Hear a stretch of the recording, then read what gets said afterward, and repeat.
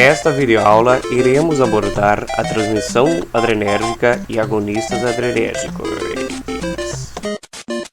Transmissão adrenérgica e os agonistas adrenérgicos, que são muito importantes para a gente aprender sobre os receptores e os efeitos deles no nosso organismo e dos animais.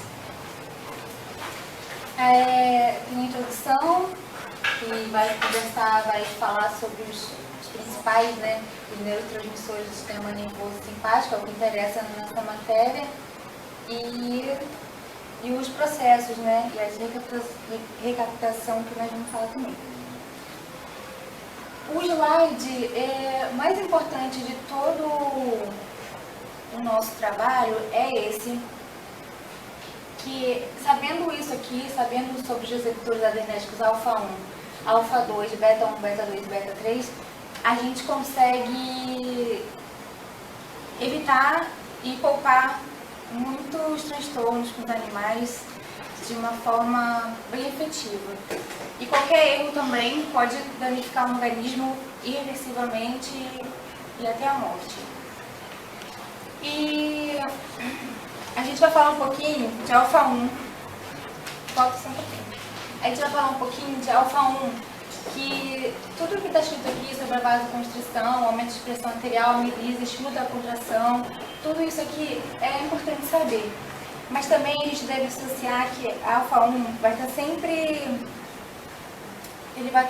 relacionado com contração com musculatura lisa.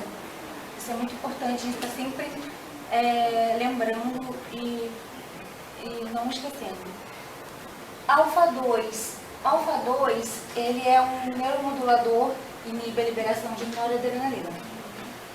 Alfa 2 é o mais importante numa sinapse neuromotora. Só que a gente não pode dar muito ele nesse período, porque ele mexe muito com o sistema nervoso central, e a gente está falando mais simpático aqui. Ele é importante porque ele vai controlar a sua própria liberação na fenda sináptica. Então ele consegue inibir a sua própria liberação através dos receptores que ele tem ali embaixo. A noradrenalina, nesse alfa 2, ela vai sinalizar para o alfa 2 parar sua liberação. E ele vai parar. Depois, ele vai ser capaz de produzir o efeito em alfa 2, como se tivesse um monte de noradrenalina ali nos receptores, inibindo que ele produza mais. E isso vai ser importante no caso de sedação, de tranquilizante na fenda sináptica, de estar ali fazendo a sinapse. Por isso que ele é muito importante. Beta 1.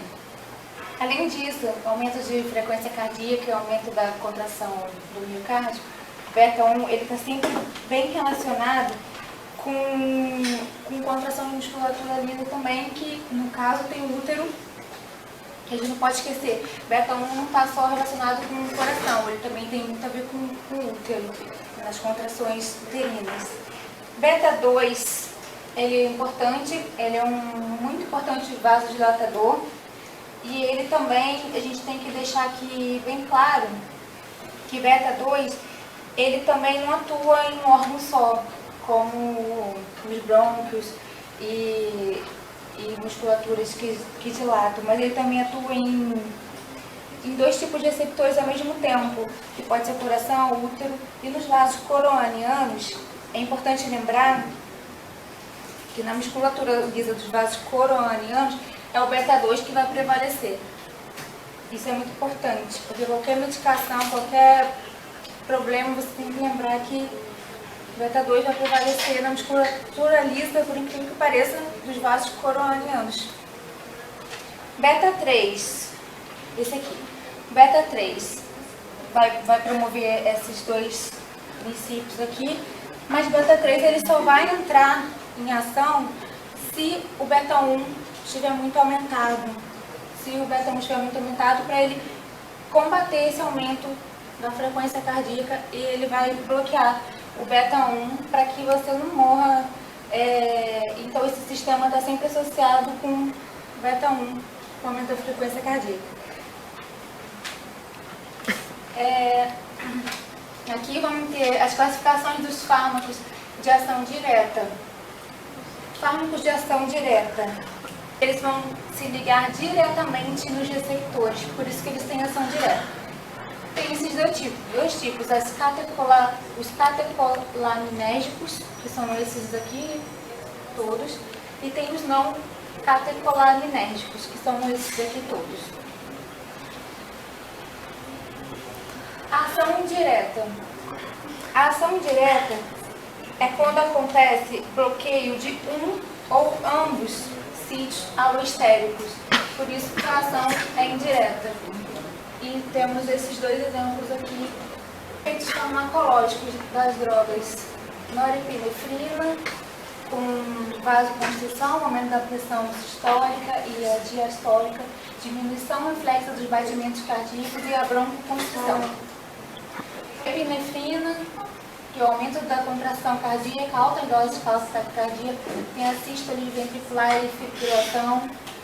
Temos a dopamina, que é a ação inotrópica positiva no coração e relaxamento da musculatura lisa vascular, que também aumenta a taxa de filtração glomerular e a excreção de sódio e excreção urinária. E a dobutamina possui efeitos ionotrópicos positivos, mais preeminentes que os efeitos cronotrópicos sobre o coração.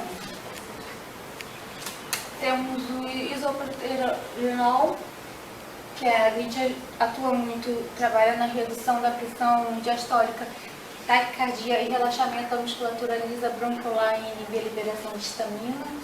Temos fenileferina e a metoxamina, que trabalha na vasoconstrição. Estilazina, propriedades analgésicas, como sedativos e relaxantes musculares. São alguns exemplos, salbutamol, e anfetamina e efedrina, que são exemplos dos efeitos dos fármacos que temos aqui quando são usados. Uso terapêutico, os agonistas adrenérgicos podem ser administrados em casos de arritmias, hipotensão, asma, choque, reações alérgicas, uso oftálmico e contenção de animais, congestionamentos nasais também.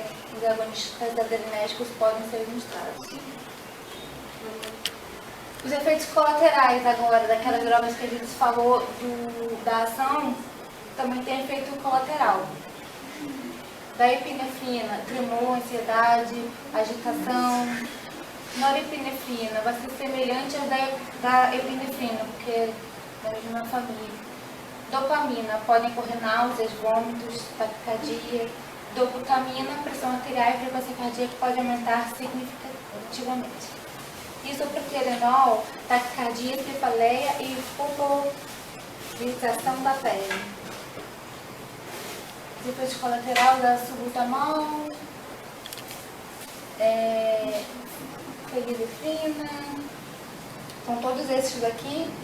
Anfetamina, em doses altas, pode promover estimulação excessiva do sistema nervoso central, levando a surtos psicóticos, agitação, vertigem, tremor, reflexos hiperativos, entre outros. A intoxicação fatal resulta em convulsões também e coma.